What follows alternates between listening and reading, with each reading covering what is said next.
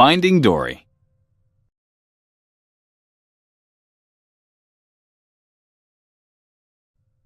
Dory was a baby blue tangfish. She lived with her parents, Jenny and Charlie. But Dory was not like other fish. She suffered from short-term memory loss. Dory's parents tried to help her with her memory, but nothing seemed to work. One day, her parents taught her how to play hide-and-seek. Her parents hid while Dory counted. But Dory quickly forgot about the game. When her parents came out of their hiding spots, Dory was sad that she had forgotten again. When she was little, Dory was separated from her parents. Alone, she wandered the ocean looking for them. As Dory swam, she asked the different sea creatures she met for help.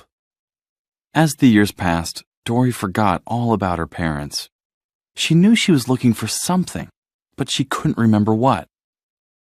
Then one day, Dory saw a boat pass overhead.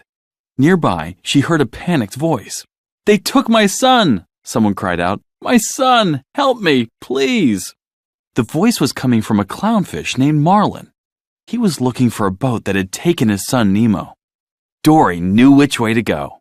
"Hey, I've seen a boat," she told him. "Follow me." Together, Dory and Marlin traveled across the ocean and brought Nemo home. When they returned from their adventure, Marlin invited Dory to live with him and Nemo on the Great Barrier Reef. Dory was very happy in her new home. One day, she went with Nemo on a class field trip to see the stingray migration. The stingrays were going home. Dory swam after the stingrays, but she got too close to the edge of the reef. She was pulled into the undertow.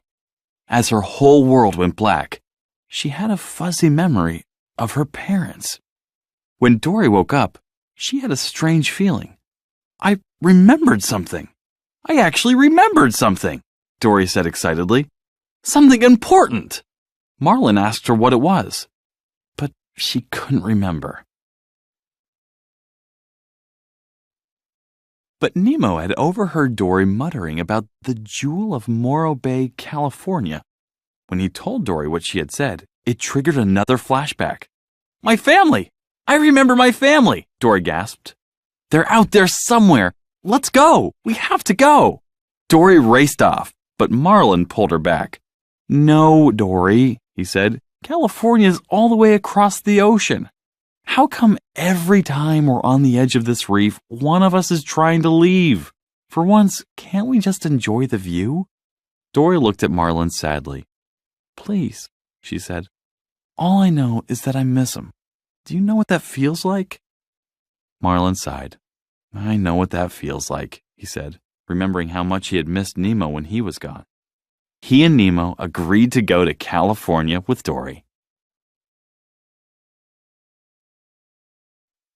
With the help of Marlin's sea turtle friend Crush, the trio soon made it across the ocean. When they got to Morro Bay, Dory swam around shouting for her parents. A group of hermit crabs tried to shush her, but they were too late.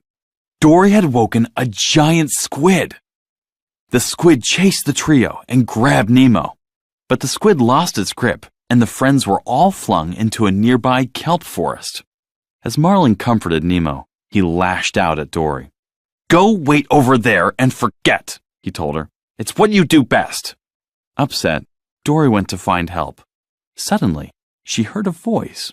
Dory swam to the surface, calling out to Nemo and Marlin. "Guys, I found help!" she cried. Marlin and Nemo caught up with Dory just in time to see a pair of hands grab her and take her away in a boat. The humans dropped Dory into a fish tank and clipped an orange tag to her fin. Suddenly, an octopus popped out of the sink next to her. His name was Hank. He was actually a septopus, an octopus with 7 tentacles. Hank told Dory that she was in quarantine, where sick animals were treated before being released back into the ocean. Then, he explained what her tag meant. "It's a transport tag for fish who can't cut it inside the institute," he said. "They get transferred to permanent digs, an aquarium in Cleveland." Dory told Hank that she couldn't go to Cleveland. She had to get to the Jewel of Morro Bay, California, to find her family. Hank looked at her confused. "That's this place," he explained. "The Marine Life Institute, the Jewel of Morro Bay, California. You're here." Dory looked around. "I'm from here," she gasped. Hank asked her what exhibit she was from, but Dory couldn't remember. The octopus offered her a deal. If he helped Dory find her family, she would give him her tag so that Hank could go to Cleveland in her place. Dory agreed, and the pair took off.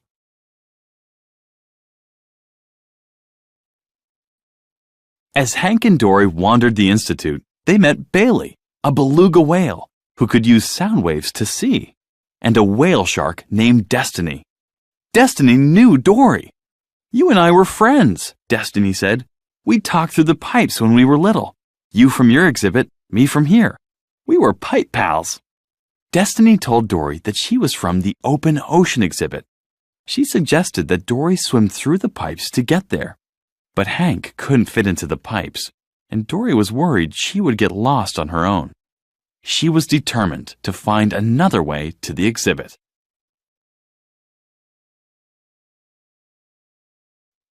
Using a baby stroller for transport, Dory navigated while Hank rolled them toward the open ocean exhibit. But the two made a wrong turn. They ended up in the touch pool, a tank where children got to touch sea creatures. Hank was scared, but Dory encouraged him to just keep swimming. Finally, they escaped. Dory looked up. They had made it to the open ocean exhibit. Dory gave Hank her tag. "You know, I think I'm going to remember you," Dory told her new friend.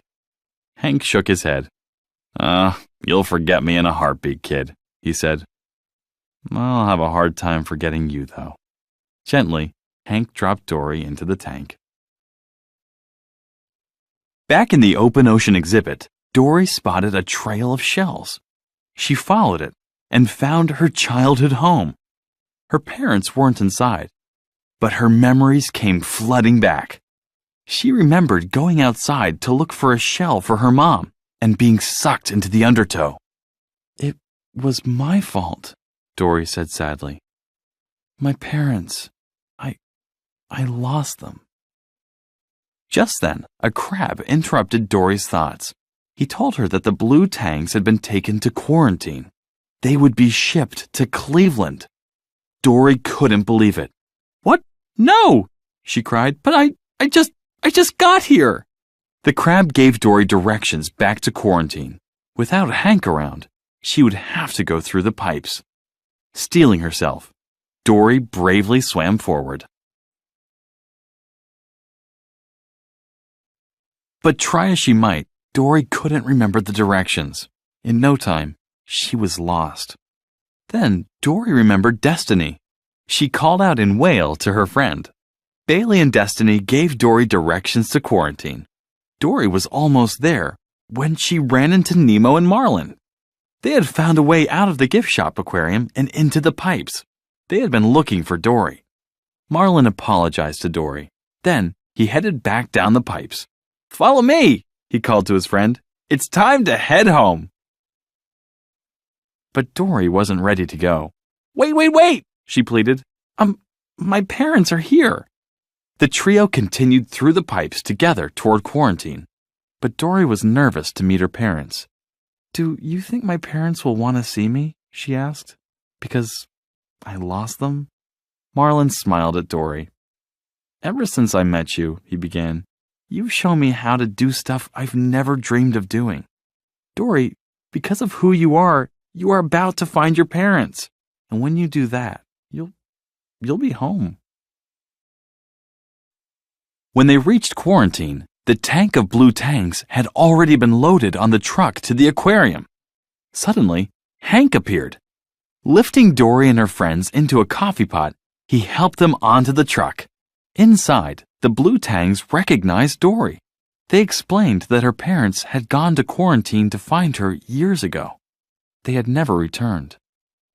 Dory realized her parents were gone. "I don't have a family," she said sadly. "No, Dory," Nemo said, shaking his head. That's not true. Dory swam backward into the coffee pot and was scooped up by Hank. Looking in the pot, Hank was surprised to see that Marlin and Nemo weren't there. "Your orange friends are on their way to Cleveland," he told Dory. Suddenly, an institute worker grabbed Hank. Surprised, Hank dropped Dory. He watched horrified as the little blue tang spilled onto the floor and down a drain to the ocean. Dory shot out of the drain into the ocean. All alone, she began to panic. "What do I do?" she wondered. "What would Dory do?" As Dory swam, she spotted a trail of shells. She decided to follow it. In the distance, Dory saw two figures moving toward her. It was her parents! They were overjoyed to see Dory. They pulled Dory close, smiling through their tears. "It's you! It's really you!" Dory cried. Dory's parents explained that when they didn't find her in quarantine, they realized that she must have gone through the pipes to the ocean. They knew they had to do the same thing. They had been waiting in the same spot for years, hoping Dory would return. When her parents asked her if she had been alone all the time, Dory suddenly remembered her friends. Marlin and Nemo were still on the truck.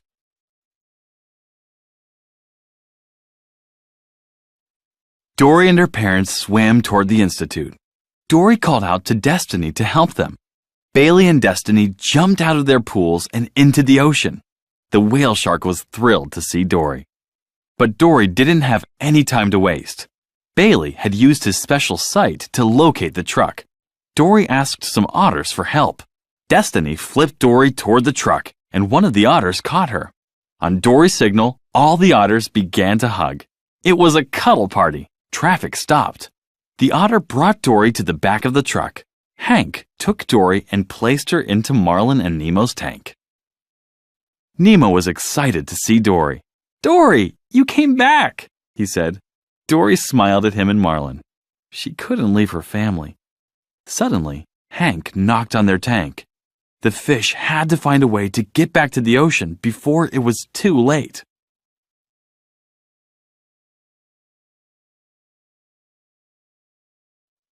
As Marlin called for Becky, Hank put Marlin and Nemo into the bucket. Hank had just picked up Dory when Becky swooped in and grabbed the bucket. She didn't realize Dory was still on the truck. Dropping Marlin and Nemo into the ocean, she turned around to go back for Dory. Back on the truck, Dory tried to convince Hank to come with them. She didn't want him to go to Cleveland. "Because the best things happen by chance," she told him. "Because that's life, and that's you being with me out in the ocean. Not safe in some stupid glass box." Hank agreed. Just then, the truck doors slammed shut, locking Dory and Hank inside. Hank was ready to give up, but Dory refused. "There's gotta be a way! There's always a way!" she said with determination. Looking up, the two spotted a vent in the ceiling. Hank was relieved. "Holy carp!" he cried out. "There is another way." Together, the pair squeezed through the vent. Holding Dory, Hank stretched himself across the windshield. The two institute workers inside the truck jumped out. Hank took the driver's seat and set Dory in a cup. He steered while Dory navigated. Dory knew they had to get back to the ocean. Nervously, Dory looked at Hank. She was going to ask him to do something crazy. "I'm okay with crazy," Hank said, smiling. Together, they drove the truck off the road and into the ocean. Dory, Hank, and the rest of the fish fell into the ocean where Dory's friends and family were waiting. They were free. A short time later, Dory found herself back on the Great Barrier Reef. Hank, Destiny, Bailey, and her parents had come to live with her, Marlin, and Nemo. One day, Marlin followed Dory to the drop-off. He was worried that she would forget where she was going and get lost. Dory stopped at the edge, looking out into the vast blue. Then she turned to Marlin. "I was just enjoying the view," she said. Marlin settled next to Dory and turned around. "Wow, it really is quite the view," he agreed. Dory looked behind her. Her combined family was gathered together, smiling at her. Dory had a feeling she'd remember this moment forever.